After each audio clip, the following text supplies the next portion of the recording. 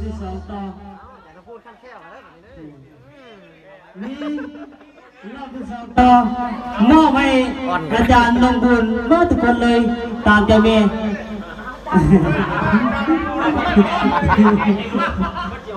ตามใจเมย์มันขั้นแค่มาโดนแล้วทั้งอาจารย์ศิริพรเพิ่น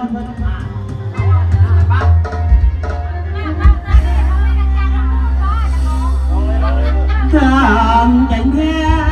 เจ้าจะลา